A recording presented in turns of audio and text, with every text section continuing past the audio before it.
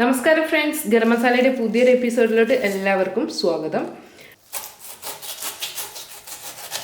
ഇന്ന് ഞാനിവിടെ വളരെ സിമ്പിളായിട്ടുള്ളൊരു സാലഡാണ് ഉണ്ടാക്കുന്നത്.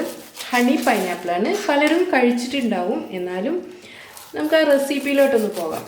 ഇവിടെ ഞാൻ ഓർഗാനിക് ആയിട്ടുള്ള പൈനാപ്പിളാണ് എടുത്തിട്ടുള്ളത്. നമ്മുടെ വീട്ടിൽ തന്നെ ഉണ്ടായിട്ടുള്ള പൈനാപ്പിളാണ്, ഷോപ്പിൽ നിന്ന് വാങ്ങിച്ചതൊന്നുമില്ല. നല്ല മധുരമാണ് കേട്ടോ ഇത്. അപ്പോൾ ഞാൻ ആദ്യം ഈ പൈനാപ്പിൾ ഒന്ന് ക്ലീൻ ചെയ്തെടുക്കട്ടെ. നമ്മുടെ പൈനാപ്പിളിൻ്റെ തൊലിയൊക്കെ ഞാൻ കട്ട് ചെയ്ത് കളഞ്ഞിട്ടുണ്ട്. ഇനി നമുക്കിത് കട്ട് ചെയ്തെടുക്കാം കേട്ടോ. ചെറിയ പീസുകളാക്കിയിട്ട് മുറിച്ചെടുക്കാൻ നല്ലത്. എന്നാലേ ഉള്ളൂ ഇതിൽ നമ്മൾ ഒഴിക്കുന്ന ഹണിയൊക്കെ നന്നായിട്ട് പിടിക്കുക. ഞാനിവിടെ നമ്മുടെ പൈനാപ്പിളിനെ ചെറിയ പീസുകളായിട്ട് കേട്ടോ കട്ട് ചെയ്യുന്നത്. ഇത് കണ്ടില്ലേ, ഈ ഒരു സൈസിലാണ് കട്ട് ചെയ്തെടുക്കുന്നത്. ഇനി നമുക്ക് ഈ കട്ട് ചെയ്ത് വെച്ചിട്ടുള്ള പൈനാപ്പിളിനെ ഞാനൊരു ബൗളിലോട്ട് മാറ്റി വയ്ക്കുകയാണ്. കുറച്ച് വലിപ്പമുള്ള ബൗളാണെങ്കിൽ മിക്സ് ചെയ്യാനൂടെ സൗകര്യമായിരിക്കും കേട്ടോ. ഒരു ഫുൾ പൈനാപ്പിളാണ് ഞാനിവിടെ എടുത്തിട്ടുള്ളത്. ഈ പൈനാപ്പിൾ നല്ല മധുരം കേട്ടോ. അടുത്തതായിട്ട് ഇതിലോട്ട് ഞാൻ പുതിനയിലയായിട്ട് എടുക്കുന്നത്. ഒരു പിടി പുതിനയിലയാണ് ചെറുതാക്കിയിട്ട് മുറിച്ചെടുത്തിട്ടുണ്ട് ഈ പുതിനയില. ഇനി ഞാൻ ഉപ്പ് ചേർക്കണം. ഒരു 1/4 ടീസ്പൂൺ ഉപ്പ് ഇതിലോട്ട് ചേർക്കാം. ഇനി ഇതിലെ മെയിൻ ഇൻഗ്രീഡിയൻ്റ് എന്ന് പറയുന്നത് ഹണിയാണ്. ഇതിലോട്ട് നമുക്ക് 1/4 കപ്പ് ഹണി ചേർക്കണം. ഇനി അതിൽ കൂടുതൽ ചേർത്താലും നല്ലത് കേട്ടോ.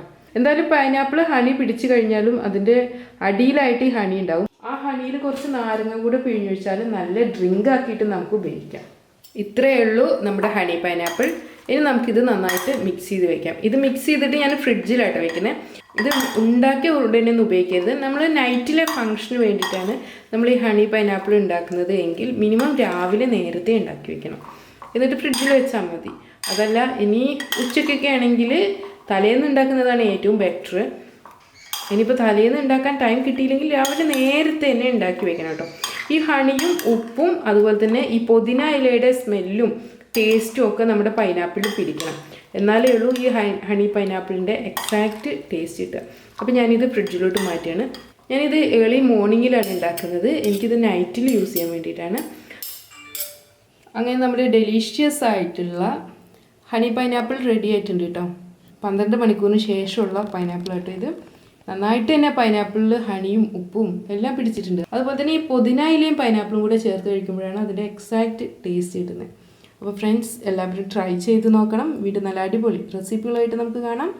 Thanks for watching. Thank you.